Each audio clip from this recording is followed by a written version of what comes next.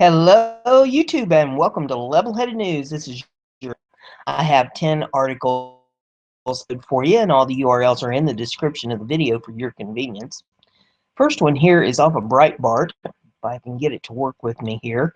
It says, Easter weekend carnage in Chicago, 29 people shot in less than 18 hours. Scroll up here. It's giving me a little bit of a problem. When it scrolls, then it scrolls all the way to the bottom.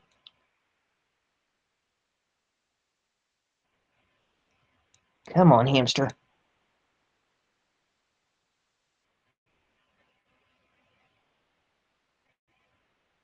He's working on it. I see the wheel going round and round. Okay, here we go. In an hour period during Easter weekend, 29 people were shot in Chicago. As many Chicagoans enjoyed their beautiful weather from late Friday until early Saturday evening. Others suffered the constant raging violence in the Windy City. Thus far, city has suffered 1 killed and nearly 40 shot before noon on Easter Day. Get it to scroll a little bit more here. Come on, hamster. The one shooting death occurred in the 1300 block of South Fairfield Avenue. The result, police said, of an argument between teenagers, the Chicago Tribune reported. The victim was shot in the back of the head and was taken to Mount Sinai Hospital, where he was pronounced dead. 2 other teens were also shot during the incident. All were treated at Mount Sinai. Police say as many as 20 gunshots may have been exchanged during a heated argument at a house party. This year is low. Many hours still to go until the holiday weekend is over. More shootings are sure to come.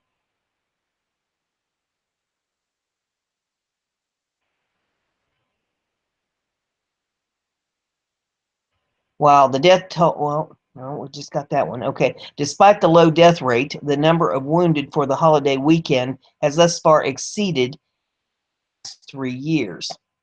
Though the weekend bloodshed will continue as Sunday winds down. Thus far, about 40 have been wounded compared to 33 in 2016, 31 in 2015, 36 in 2014. Today, only 1 had been killed, while 3 died in 2016, 6 died in 2015, and 10 were killed in 2014. Shootings bring the city's violence count to 159 shot and killed, 752 wounded. There are 10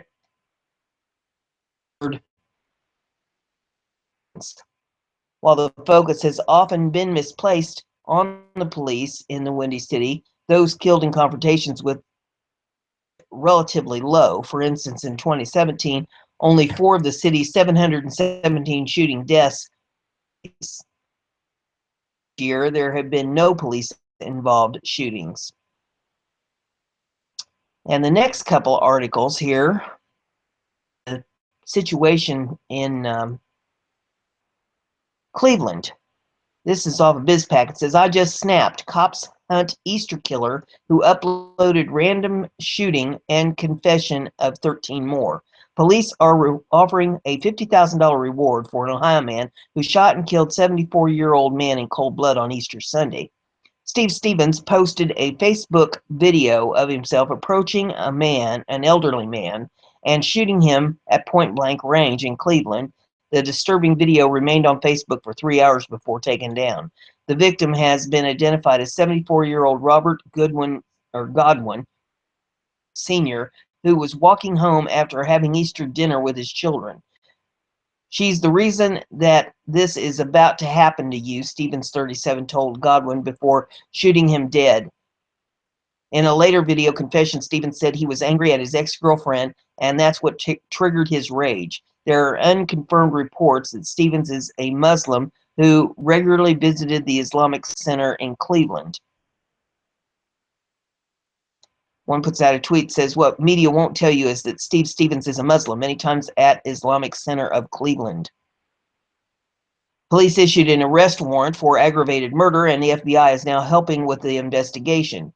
Steve Stevens remains at large on Monday. In a separate Facebook video, he confessed to a friend over the phone that he had killed 13 people. "I shamed myself. I just snapped. I killed 13 people, and I'm going to keep killing until they catch me. I killed 13, and I'm working on my 14th. All my life, I've always been an effing monster." Stevens added, "I ain't coming to work tomorrow." So far, the police have not linked Stevens to any of the murders. There are no more victims that we know of are tied to him, police said. And there is some video in this if you want to watch it. It says, amazingly, Stevens worked as social worker at Beachbrook, a behavioral health agency near Cleveland. Steve Stevens' ex-girlfriend, Joy Lane, is reportedly in protective custody. Lane told CBS News she's heartbroken about what happened.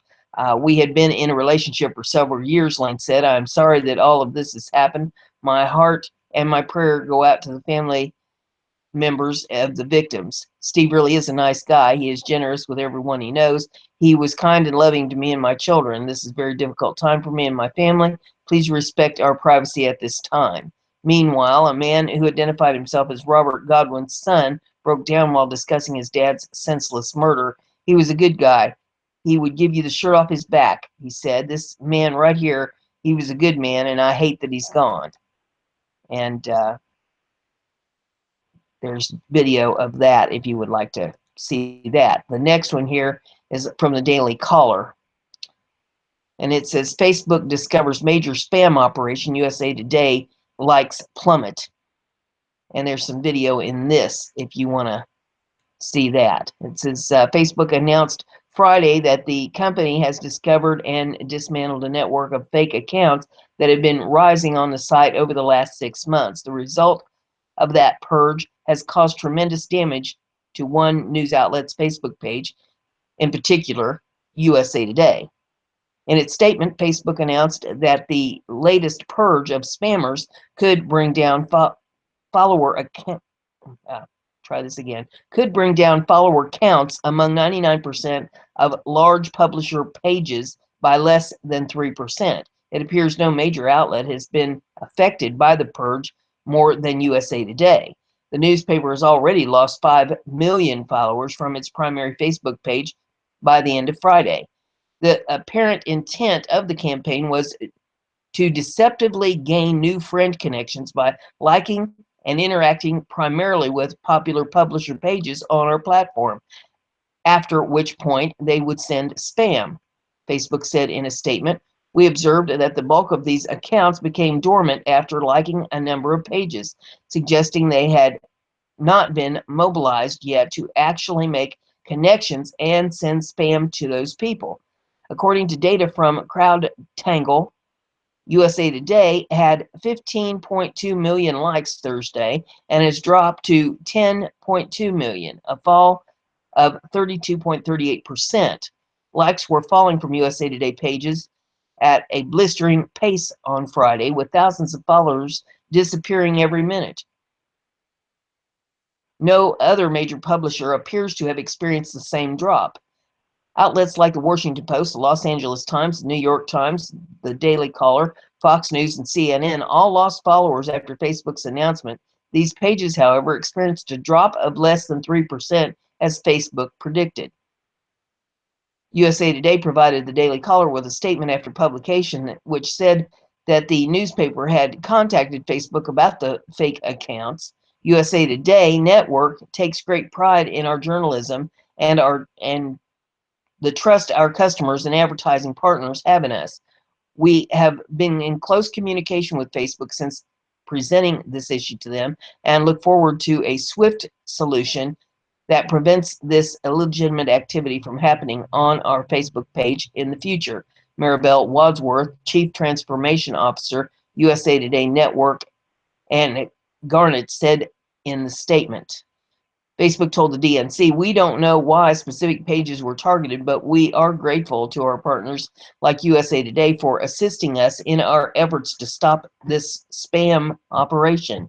The newspaper, owned by Garnet, has experienced tremendous growth on Facebook in the last 6 months, representing a true anomaly in the industry. The newspaper more than doubled the nearly 6 million followers it had in late September. The New York Times and the Washington Post each added under 2 million followers in the same time frame, while the LA Times grew by about 300,000 followers. Publishers are able to advertise for likes on Facebook, but the social media company's statement Friday noted that none of the likes being purged were the result of paid ads. The then head of social media content and strategy for USA Today, Jamie Mottram, proudly tweeted in January that his outlet was the fastest growing Facebook page in news. USA Today's own coverage of the Facebook announcement points out that fake page likes can potentially be used to make businesses more popular on the site and also potentially boost their rankings on search engines. Updated with statements from USA Today and Facebook likes as of the end of day on Friday, it says here. The next article is off of BizPac Review. It says, first American city dispenses heroin needles in vending machines. Harry Reid must be so proud. Sin City is about to make getting high a whole lot easier. The city has decided to dispense clean needles in vending machines for heroin users. Having access to clean syringes is a harm reduction approach that's going to allow people to protect themselves against getting communicable diseases such as HIV and hepatitis C, Track B Exchange program manager Chelsea Cheaton said, according to the Las Vegas Review Journal. The kits dispensed from the machines are going to include alcohol swabs, a tourniquet, bandages, and a container to properly dispose of used needles, because everyone knows how conscientious someone who has just shot heroin into their veins is about proper disposal of the needle. The kit will also contain information about drug treatment facilities. The debate over whether syringe exchanges are beneficial has long been settled. Deputy Director of Planning and Policy at the Harm Reduction Coalition, Daniel Raymond, told NBC News. The issue now is more what method is appropriate for my community. Not shooting heroin seems to work well. It's a philosophy of service at the front end and adjusting the way we look at drug users. Executive Director at New York harm reductions educator Liz Evans said, too often we fail to see drug users as human beings, and they become defined by that and get called all these names like junkies and addicts.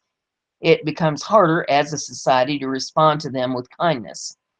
And there's some video in this if you want to watch that. It says not everyone was thrilled with the idea, and there's some tweets here. It says, why I stay in Reno, says one. Another one says, this enables drug addiction that is going on is getting ridiculous. There are consequences for actions. Another one says, who supply the needles? The cartel, cause they don't want to lose the customer or the hopeless pussy hats. Another one says, ludicrous. What will they think of next? Another one says, I'm sorry, I just think this is a bad idea. I got to think this promotes it's okay or normal to shoot up. And another one says, do supply guns and bullets for them too? Yeah, exactly. Next one here is off of BizPac Review, and it says, University Senate votes against American flag since patriotism concept is different for everyone.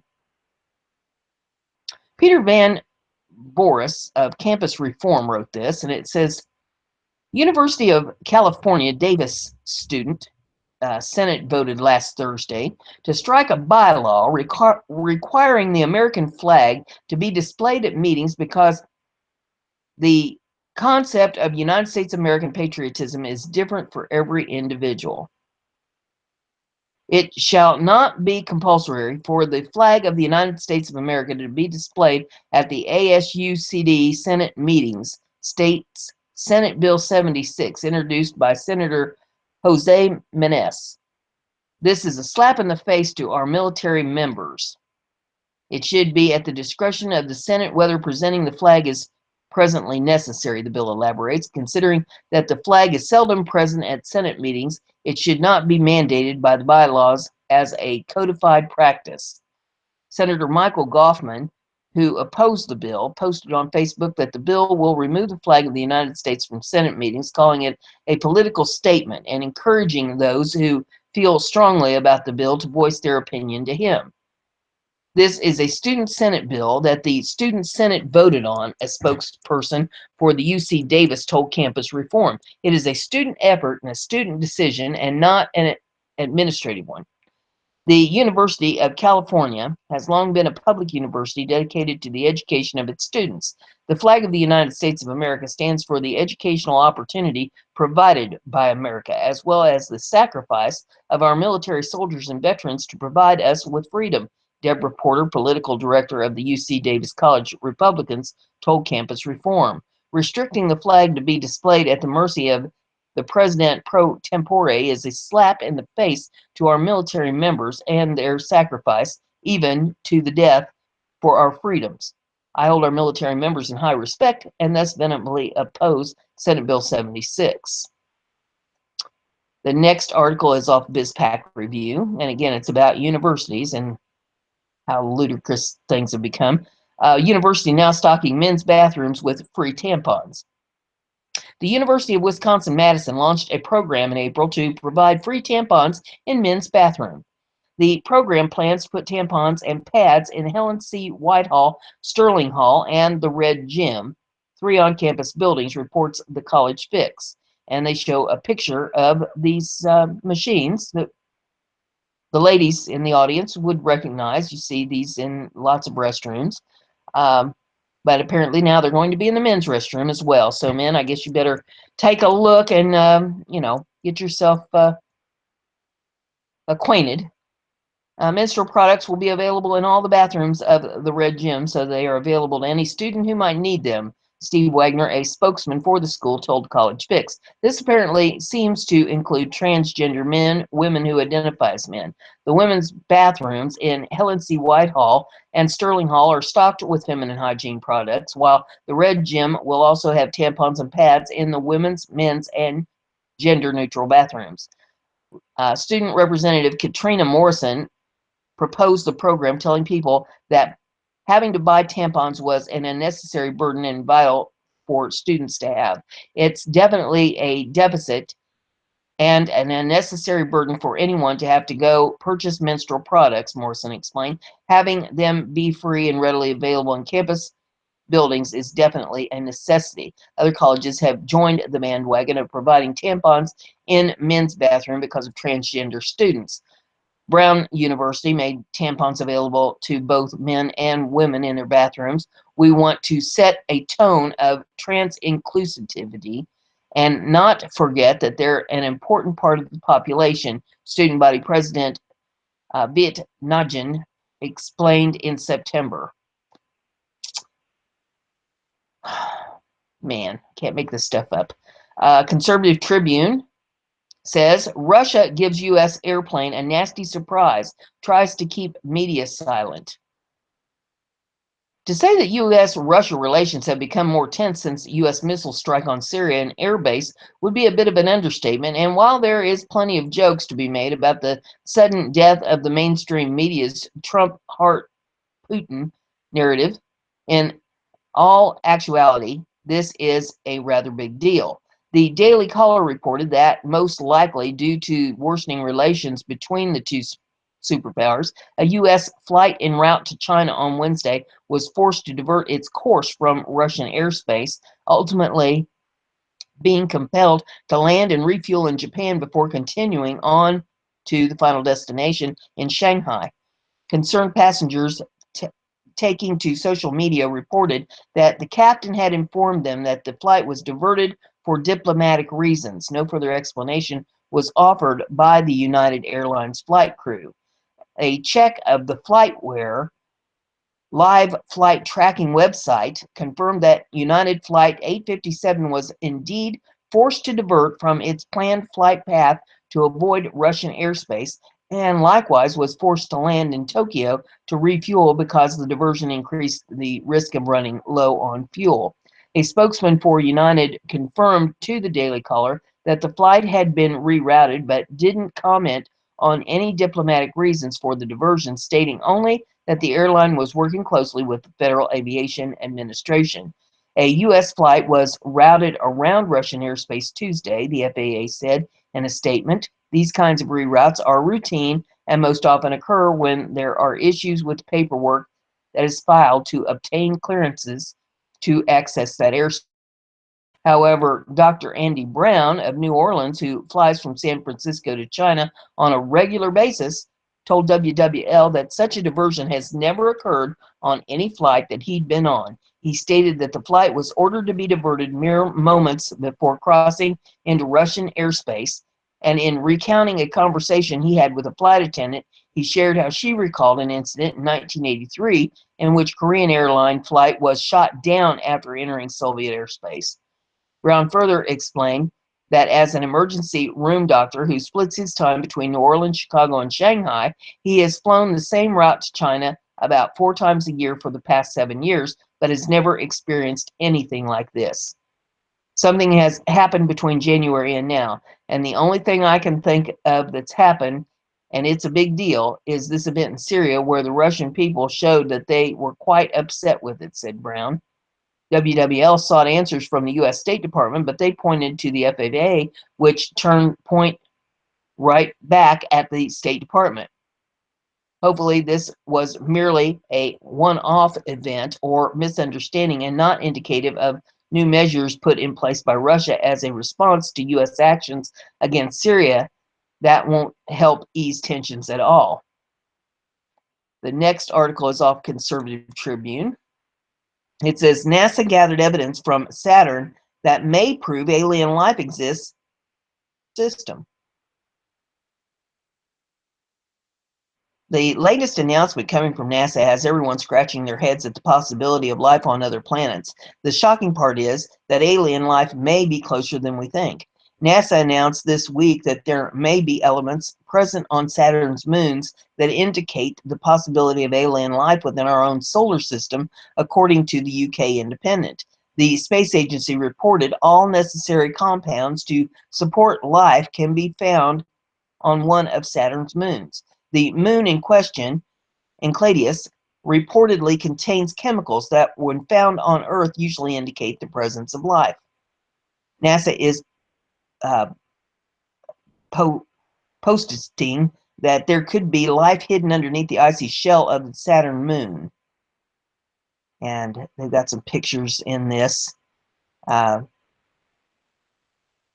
says Enceladus has long been a point of interest for NASA researchers as it held many chemical compounds found on Earth, but wasn't until recent deep dive space mission by Cassini spacecraft that researchers uncovered the missing ingredient that would make extraterrestrial life possible: hydrogen. The hydrogen compound was said to be a potential source of chemical energy that could support microbes on seafloor of Enceladus, researchers said at the news conference, according to the UK Daily Mail. On NASA's official website, Linda Spilliker, Cassini project scientist at NASA's Jet Propulsion Laboratory in Pasadena, California, was more explicit. Confirmation that the chemical energy for life exists within the ocean of a small moon of Saturn is an important milestone in our search for habitable worlds beyond Earth, she said. This is a very exciting time for space exploration, with China, Russia, and the U.S. beginning a new space race, and the possibility that NASA may have uncovered a solid destination to search for extraterrestrial life. The world as we know it may very well change. We may finally be able to at least partially answer the question, are we alone? Articles off BizPac Review. It says Florida TV station commits ultimate saga sin, gets mocked from all sides. I work there and even I'm embarrassed. South Florida TV station managed to incur the wrath of both Star Wars fans and Star Trek devotees alike when it confused the two series in a post it made on its Facebook page. Mediate captured the offending post before West Palm Beach NBC affiliate WPTV was able to edit its announcement to Trekkies to check out the trailer for the next installment of Skywalker Saga. Oh my. Skywalker, of course, refers to Star Wars, not Star Trek, and there are no Trekkies who follow Star Wars. Oops. The station got mocked by fans of both series, and there's a whole slew of comments. Oh my goodness gracious! One wants them to fire themselves. Says the derision continued, with one person even suggesting a plot line for a combination of the two series. Oh my goodness. And there's a bunch more comments. It says James Boatwright wasn't the only WPTV staffer embarrassed by the faux pas. Mediate reported, what makes this flub even more monumental is the fact that WPTV's own Michael Williams was described by the Palm Beach Post in 2013 as such a Star Trek fan that he wears a Starfleet commander's uniform to work on Halloween. Seriously, if he and his wife bonded over Star Trek when they met, how could WPTV have let this slide with that man on the staff? This isn't the first time someone has mixed up the two series, and it won't be the last, but after all the fuss, it's unlikely WPTV will make the same mistake again. Oh my. Things that people take seriously. Now we can get to this computer to work with me here. The next one's off of BizPack Review, and it says parody Twitter account on Chelsea Clinton was removed, and people want to know why. The left has not been in a joking mood since President Donald Trump wrestled the election from Hillary Clinton. That might be why social media giant Twitter knocked out a parody account of former first daughter Chelsea Clinton. Despite the plethora of parody accounts associated with President Trump, Sean Spicer, Steve Bannon, Reince Priebus, and countless others in the Trump administration, the Chelsea Clinton account was too much. Social media reacted, and they closed the account, and one says, "Rest in peace, Chelsea Clinton." Another one says, "Darn, she was fun too." Meanwhile, there are how many POTUS parody accounts? Yeah. Another one says, "Yet thousands of Donald Trump parody accounts still remain active." Exactly. Um, one says, "Got to protect the little princess," and one says, "There's a new queen bee." Yeah, it would appear so. She's not even run for Queen of America yet, and it's illegal to mock her. What about Pence, Spicer, Palin parody accounts? And one says, suspends a parody account Chelsea Clinton because the thin-skinned Clinton cartel can't handle the truth. Wow.